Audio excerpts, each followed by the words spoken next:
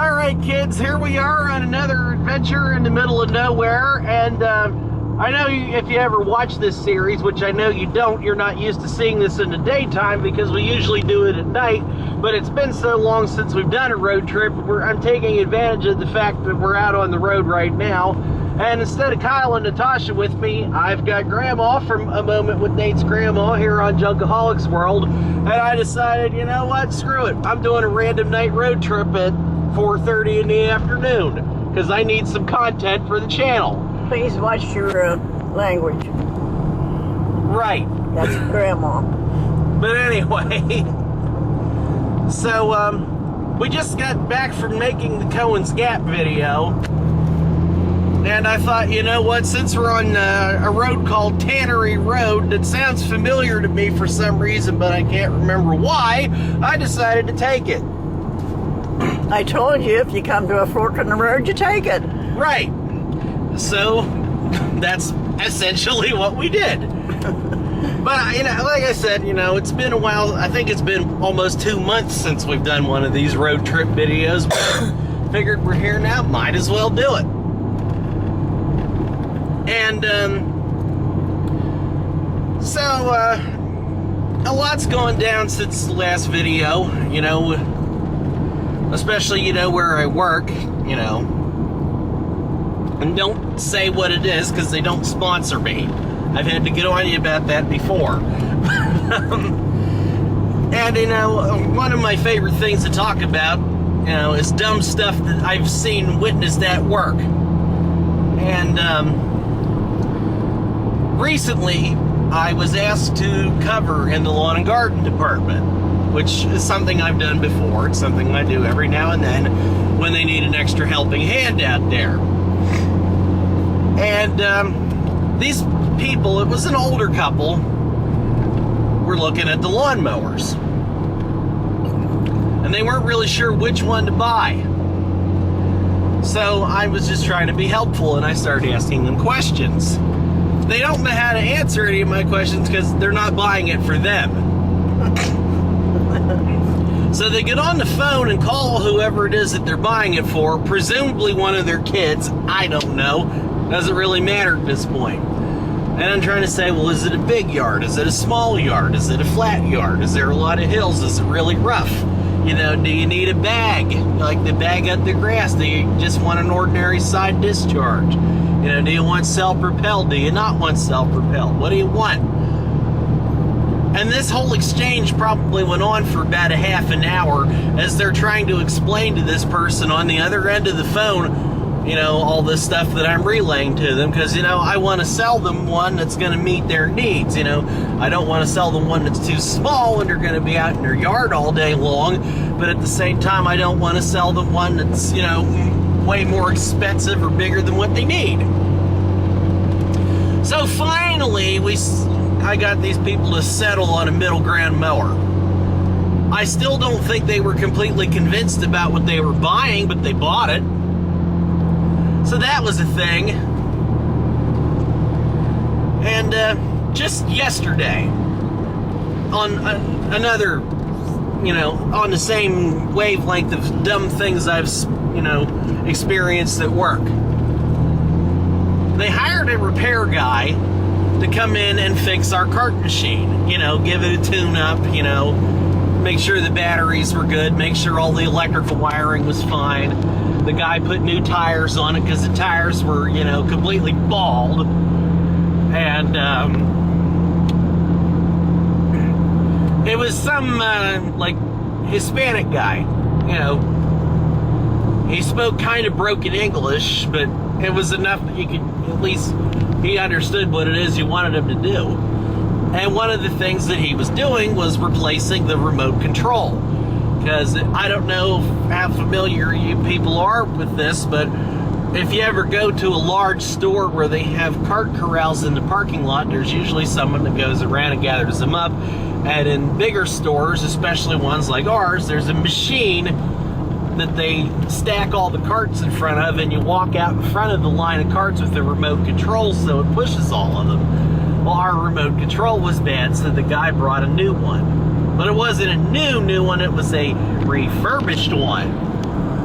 And that is a word that I hate whenever it comes to buying electronics or things like car parts, you name it. That refurbished word. Because that implies that whatever it is at one point was a piece of crap and it was made to function again and resold. Which therefore means that there was something wrong with it originally. Well, that became apparent very quickly. Our cart guy was trying it out. He was out in the parking lot for maybe 5 minutes after this repair guy left. And the machine comes to a dead stop. No, he had no idea why. No idea whatsoever. So they asked me to go out and take a look at it because I've worked that job as well and I knew my way around the machine a little bit. And I've been there longer than this guy. So I went and messed around with it, and I figured, well, maybe the remote control just needed programmed to the machine, which is very simple to do. You push 3 buttons and it's done. So I did that, and it worked for about another 5 minutes, and then it stopped again. So I went and had to do it for him again. This time I got absolutely nowhere. I noticed something. There's an emergency stop button on the remote control. And when I would push that, it didn't want to click. Like all the other buttons clicked very noticeably. Basically, the remote control looks like a giant key fob. Well, now we came to a crossroad. Yeah, we're at the crossroad of Tannery Road and Main Street. And we're heading east, and 522 is right over there, so that's where we want to go. But yeah, getting back to the story, the remote control is basically like a giant key fob. You know, everybody knows what a key fob is. You know, you unlock your door with it and stuff like that. Yeah, okay. Yeah, that's what that thing's called. But anyway, getting back on the subject here, I discovered that the emergency stop button wasn't working right, and lo and behold, that's what was causing the machine to stop moving. The emergency stop button was stuck. So every 5 minutes when he would go around the parking lot, that's why the machine would stop. Well, the reason they replaced the remote control is because the old one got wet and it didn't work anymore. And it was already thrown away. So we were right back to square one. So the immediate solution was they basically just had to send someone outside to walk around with him to operate the machine manually from behind, because it has handles on it. You twist like the throttle on a motorcycle. So basically, you know, you just twist that and it goes forward, you twist it back, it comes back. So that's what they had to do for the rest of the night until they could get the repair guy back in, because he was already out on the road off to who knows where to service something else. So yeah, they did all this work. I don't know how much money they spent on this whole operation, but all that, and they sent us a bad remote. So there's our cart guy walking around, and this guy's kind of old. You know, he doesn't move very fast to begin with. So there he is, shuffling along, and there's someone else following him along, pushing the handle on the machine. Excuse me. Ah, you're fine. And, yeah. So that was another dumb thing that happened to me. Well, not really to me, but happened that I just happened to be around. But yeah. Have you ever been to the Shade Gap picnic? Me personally, no. I think maybe I was a long time ago, but it was right back there someplace. Yeah, they have it right back there at that one... signed like an open field. Yeah. No, I can honestly say I've never been to the Shade Gap picnic. I've wanted to go to the Shade Gap picnic, but I've never actually been to it. But, you know, there was a couple interesting stories. And, trying to think of some other things.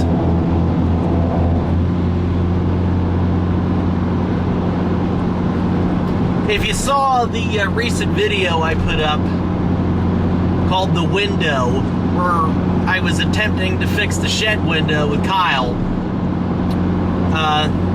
yeah, that was an experience. Whose shed? Our shed. Oh, you never could get that window open. It's not. Well, that wasn't the problem. Oh. The problem was last summer the window broke. Oh. And By itself? I think whenever I went to put something in the shed one time, I think I cracked it doing that. But anyway, that's not the point of the story. The point of the story is we had a piece of glass to try and fix it. It was glass for an old screen door that we ripped out a few years ago, and it doesn't fit our other screen door, so we thought, well, we'll just cut a piece of that and put it in there. So we went ahead and ripped out the entire window first, thinking, okay, well, we'll just cut the glass and make it fit the hole. Well, it turns out that this screen door glass was safety glass. And basically what that means is it's really difficult to cut with an ordinary glass cutter. And the glass cutter that we had wasn't really the best glass cutter. Every time we tried to cut a piece, it just broke in whatever direction it felt like. So we had to abandon that idea. And I explained this kind of in that video, and if you watched that, you saw how we fixed it. But what we didn't explain was how long it took us to figure out just what we were going to do about this. Once we measured the hole and discovered, that it was a 20-inch wide hole and it was 29 inches tall, which is conveniently almost the exact size of one of those frames that you buy to put a movie poster in. So we ended up going to Walmart that night at almost midnight and bought a movie poster frame. And that, instead of having glass in it, just has a sheet of clear plastic. So we took that out of the frame, and that's what we used to make a new window. And it works, it's still there. Well, yeah, that was quite a day, because we spent the longest time looking for different pieces of glass to put in there. Because it was, after dark, there weren't any home improvement places open. And it was that, or it was going to be a big gaping hole, and it was supposed to be raining soon, so we didn't just want to leave an open hole in the shed. And we mentioned this in the video too, but the girl that checked us out at Walmart, I said to her, I bet you'll never guess what we're going to use this poster frame for. And without missing a beat, the first question she asked me was, is it something normal or something redneckish? Because she knew that we had to be up to something. She just knew. I mean... She knows you guys. No, she had no idea who we were. Oh. No, we went... It wasn't the Walmart store we usually go to. It was the one in Lewistown. She didn't know who we were, but she could just tell that we were up to something. So she nailed that one. There isn't much that you and Kyle can't do. We're good at figuring things out. With an automobile or anything around the house. That doesn't necessarily mean we know what we're doing, but we can figure it out. But yeah. I think my little great-grandson, he's only 2 years old, but I think that's the kind of guy he's going to be. He hardly even talks, but he figures things out. He really does. Tell them the story about what he was doing with the broom. Oh, you mean sweeping? Yeah. Well, Ike brought him out to the condo, and the first thing he did was go in the laundry room, got the broom and the dustpan, and he started sweeping them around the window. And, well, we figured it out when his dad came there to clean and get the apartment ready for them. He swept up all the ladybugs. So little Eli was cleaning up the ladybugs. And because he thought that was the thing to do. That's what his dad does when he goes in there to get the apartment ready for them to come. Yeah. Now, I know that you've never been with me when we do one of our normal road trip videos, but we tell about all sorts of crazy things that have happened to us. So, I think it's only fair, since I'm making you put up with this. If you have any, do you have any wild things that have happened to you that maybe I do, maybe I don't know about, that you want to tell? That you haven't already talked about in one of your videos? I had to think about that for a while. I know. One of the things that, when you move in there, your window, upper window, there's nothing to hold it up, and everybody has the problem with it sliding down. Well, I figured that out right away. I went right away. I went to Walmart. I bought some dowel wooden pegs and cut them the right length to hold that window up. So today, our maintenance man was running around with these little rods in his hand, dowel rods. And I said, "What are you doing?" And he said, I'm fixing windows that they don't slide down. And I said, "Oh, I did that as soon as I moved into my place." Because he come in there and looked one day to see how I did my... This is our maintenance man. He come in to figure out how to fix that window that it wouldn't slide down. He come into my apartment. So he must have learned something, because that's what he was doing today. Yeah. There you go. He calls me the boss, because I'm always telling him what to do. Nobody listens to me, but I'm the boss. But I go to John, he's our maintenance man, and ask him to do something that I can fix myself. Right. I'm kind of the same way. I don't really like to have other people fix my problems if I'm capable of fixing it myself. We have some ladies in there that there's some little thing happens. They have to go to John, need a light bulb changed, or... all stuff they could probably just as easily do themselves. Yeah, by standing on a... like a step stool or something. Yeah, a step stool. Well, speaking of fixing things, here about a week or so ago, I was with Kyle, and, we were up at his mom and dad's place, he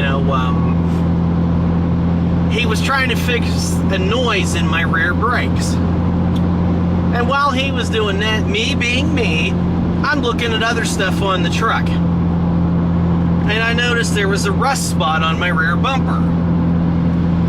And I was just kind of examining it, and I barely even touched it, and a big clump of rust falls out and leaves a nice big gaping hole. It's like, well, that's a problem. So all the while he's working on my brakes, I decided, well, since we're here, I might as well see if I can fix this gaping hole I just created. So I went into the toolbox and got a pair of tin snips, and I cut the hole out better so that it didn't have like jagged edges and stuff, just in case I couldn't fix it right then and there. At least it wouldn't have a rough edge. So I did that.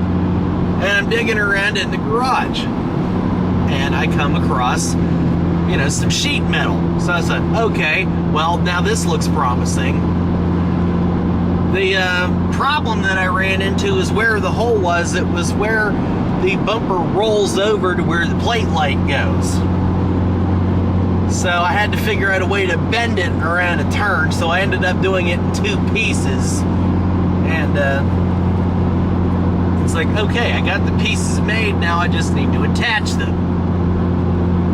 And if he was here right now, he would probably be vouching for this, but the only solution we could come up with, because we didn't want to weld it because of how bad a shape the bumper was in, plus there was, there's a plastic piece on there, and there's wires there, and this and that, and so we decided just to put it on with aluminum pop rivets, which is fine and dandy, except the only rivet gun that we had access to was basically an antique and got stuck constantly. So there we are with this pop rivet gun, putting on these pop rivets. We had to bang it around and tear it apart and dig the pieces of rivet out of it whenever it snaps off because they won't come out. And this whole project took way longer than it should. So that, you know, after some poking and prodding and banging and all this, we managed to make something that resembled a bumper patch. It wasn't pretty, but at least it covered the hole. So the following day, and you were with me when I did this, I got a can of Bondo and took it home that night and mixed it up and covered it up, sanded it down, painted it, and, well, to make a long story short, if you didn't know that I had done the work myself, you probably wouldn't know that anything was done to it at all. I mean, it's kind of funky looking and misshapen, but at least there's not a hole there. And I painted over it to, you know, cover it up the best I can, and it don't look half bad. It don't look half bad, it don't look half good, but it don't look half bad. You know, it's there. It's no longer a gaping hole. You know, I've always been kind of a do-it-yourselfer. You know, I like to fix things when I can, you know. And speaking of do-it-yourself projects, and I'm just looking at the time here. I'm already way past the 17-minute mark for this segment, but whatever. I just don't want to go over. Why is this blinking here? Because we're moving and it's refocusing. Oh, okay. But yeah, getting back to what I was saying, speaking of do-it-yourself projects, here recently we were working on my riding mowers. We weren't really doing anything important. We had gotten our hands on a mower battery and we were trying to put it into one mower to see if it worked. So we stuck the battery charger on it to charge it up and see if it would work, and yada yada. And we had noticed the decrepit state of the seat on my one mower. The one that you out there in YouTube land have seen in one of my past videos. Yes. We call it Chief Geronimo. The seat on that thing is all ripped up, and I had attempted to cover it with some fabric. And, well, I did a pretty bad job at it.